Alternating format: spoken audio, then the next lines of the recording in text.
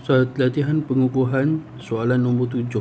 Raja di sebelah menunjukkan graf bagi fungsi kuadratik fx negatif 1/3 x tambah +2 tambah q garis y sama dengan 4 adalah tangent kepada lengkung itu. Cari punca-punca bagi fx, nilai p dan q, persamaan pasir simetri dan julat nilai x apabila fx ialah positif.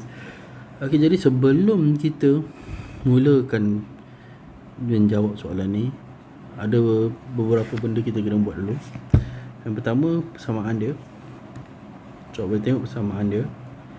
Fx sama dengan negatif 1/3 x tambah p kuasa 2 tambah q bracket. So kat sini sebenarnya tak lengkap lagi. Awak perlu darab sini, darab dengan sini. Kena hilangkan bracket besar ni. Jadilah negatif 1/3 x tambah p q tolak 1/3 q. Okay. So yang pertama, kena hilangkan bracket besar ni. Yang kedua, daripada persamaan ni kita boleh tahu dia punya, okay, ni graf senyum ke masam. Sebabkan A dia negatif, so graf masam. Bila graf masam kita ada maksimum. Jadi titik maksimum berdasarkan persamaan ni, titik maksimum, okay, dia akan ambil dekat negatif P dan negatif 1/3 Q. Okay, ini formula boleh rujuk formula. So titik maksimum atau minimum dia akan berpandu kepada kat sini, kena negatifkan dia.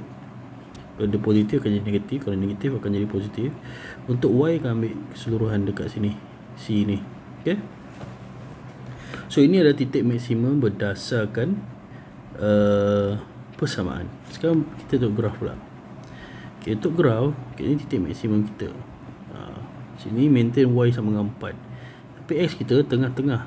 Okay, 3, 7, jarak ni ada 4, 7 tolak 3 dapat 4. Lepas tu dia adalah tengah-tengah, so 4 ni kena bagi 2, so akan dapat 2. Maksudnya 2 ni ke kanan 2, ke kiri 2, ke di reverse. So 3 tambah 2 dapat 5, 7 tolak 2 dapat 5. So sini ada 5. So kat sini kita boleh dapat titik maksimum dia adalah 5 dan 4. Okay, so ini adalah benda yang kita, maklumat yang kita boleh dapat berdasarkan persamaan yang diberi dan juga gambar rajah. Boleh cuba dapatkan dulu. Okay, sekadar kita punya maklumat tambahan. Guna tak guna itu belakang cerita. Buat yang ni dulu. Okay, dan kemudian baru kita jawab soalan dia. Punca-punca bagi fx sama kosong. Maksudnya ini fx kosong sini, lintasan yang terlibat adalah 3 dan 7. So ini adalah kita punya punca-punca. So punca-punca kita 3 dan 7. Nilai P dan Q, okey, sebabkan kita dah buat, dah ringkaskan benda ni, kita boleh nampak kat sini. Titik maksimum daripada persamaan yang ini, titik maksimum yang diberi, yang kita dapat daripada graf adalah ni. So maknanya negatif P adalah 5, jadi P adalah negatif 5. Manakala negatif 1/3 Q adalah 4. Ni buat ni atas dengan negatif Q. 4 kali 3, 12. Q sama dengan negatif 12.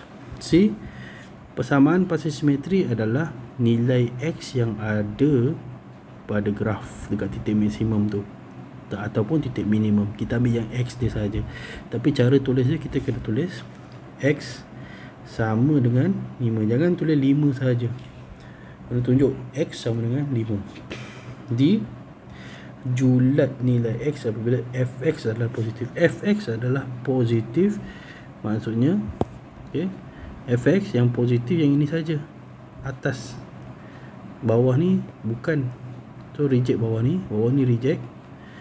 So dekat mana yang nilai Y dia? Kat atas. So berada di antara 3 sampai 7. Jadi kita punya julat, okay, julat apabila dia punya julat Fx sama dengan positif berada di antara 3x sampai 7. Tapi tak masuk tak boleh ikut sebab dia nak greater than 0, not greater or equal to 0, bukan greater than 0, kosong tak masuk. So dia atas start 3 dengan sampai 7 melengkung ni.